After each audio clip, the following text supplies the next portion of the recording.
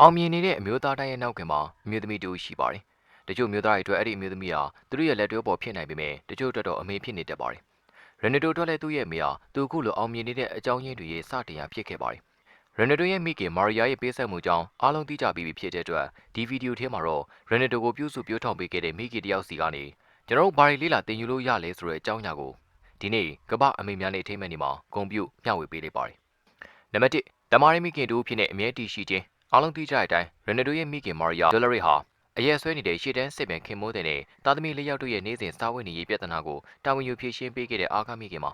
တတိအိမ်တွေမှာတိမ်တက်တိမ်စင်အဝိရှော်တမင်ချက်တတ်တော်မရတွေလိုက်လို့ပေးရင်းနဲ့ငွေရှာခဲ့ပါတယ်။ပြီးတော့ညနေဆောင်ရင်အိမ်ပြန်လာပြီးမိသားစုအတွက်ညနေစာကိုပြင်ဆင်ပေးရပါသေးတယ်။ဒါပေမဲ့လည်းသားသမီးတွေရှိမှသူခံရတဲ့ပင်ပန်းမှုတန်တွေကြောင့်ဘယ်တော့မှမငြင်းညူပြခဲ့ပါဘူး။မိခင်တို့ရဲ့တတိတာဝန်ခံမှုနဲ့ကြိုးစားမှုတွေဟာရန်နဒိုလိုအောင်မြင်တဲ့လူသားတို့ပေါ်ထွန်းလာဖို့အဓိကအကြောင်းရင်းဖြစ်ခဲ့ပါတယ်။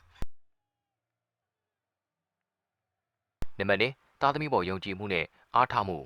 မာရီယာသူ့ရဲ့သားဖြစ်သူခရစ္စတီယာနိုရန်နဒိုပေါ်မှာအမြဲတမ်းယုံကြည်အားပေးခဲ့တဲ့မိခင်တို့ပါငယ်စဉ်ကတည်းကသူ့သားရဲ့အရေးချင်းကိုယုံကြည်ပေးခဲ့ပါတယ်။စင်ရဲတဲ့မိသားစုမှာမွေးဖွားလာပြီးခက်ခက်ခဲခဲတက်ခွင့်ရတဲ့ကျောင်းစာကိုတော့မှစိတ်မဝင်စားပဲဘောလုံးမဲလိုက်ကန်နေတဲ့ကလေးကိုမိဘတွေအများစုကစွတ်ဆိုးမတက်ကြပါတယ်။ဒါမှလည်းမာရီယာကတော့သူ့သားရဲ့အခြေအနေကိုဥစွာလေ့လာပြီးမှသူ့သားကဘောလုံးကစားတဲ့နေရာမှာပါရမီရှိနေတာသိတော့ရန်နဒိုပေါ်မှာယုံကြည်ပေးခဲ့ပါတယ်။အမေဖြစ်သူရဲ့ယုံကြည်မှုဟာရန်နဒိုကိုဒီနေ့လိုနေရာမျိုးရအောင်လို့တွန်းပို့ပေးခဲ့တာပါ။နံပါတ်3သားသမီးဖြစ်ချင်တာကိုဦးစားပေးခြင်းမိဘတွေမှာအတ္တရှိပါတယ်ငါကမေငါကအဖေငါပြောသလိုမင်းလုပ်ရမယ်ဆိုတဲ့အတ္တမျိုးပါမာရီယာကလည်းရန်နဒိုကိုဘွဲရပညာတတ်တယောက်ဖြစ်ခိုင်းစေခြင်းခဲ့မှာပါဒါပေမဲ့လည်းသူဖြစ်ခိုင်းစေခြင်းတဲ့အရာကိုအတင်းမတောင်းဆိုခဲ့သလိုရန်နဒိုလုပ်ချင်တဲ့အရာပေါ်မှာဘေးကနေအကြံပြုအားပေးစကားဆိုရင်ထောက်ပံ့ပေးခဲ့ပါတယ်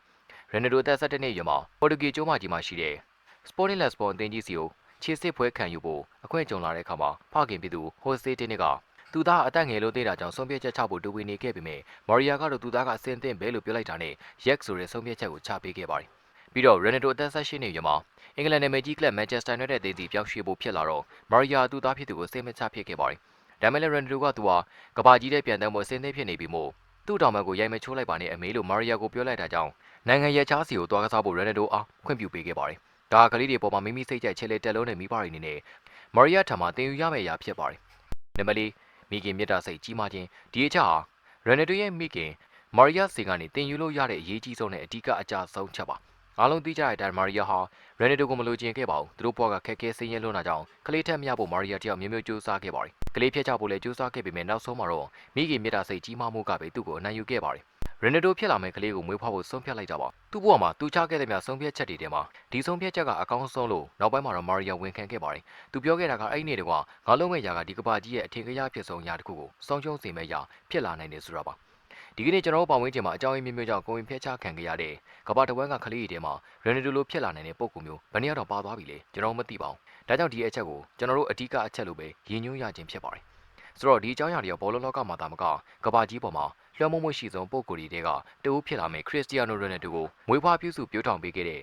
မိခင်ပြည်သူမာရီယာထံမှကျွန်တော်တို့လေးလာတင်ယူလို့ရတဲ့အရာတွေပဲဖြစ်ပါတယ်နောက်တဲ့ဗီဒီယိုဒီမှာပြန်လည်ဆုံတွေ့ကြပါမယ်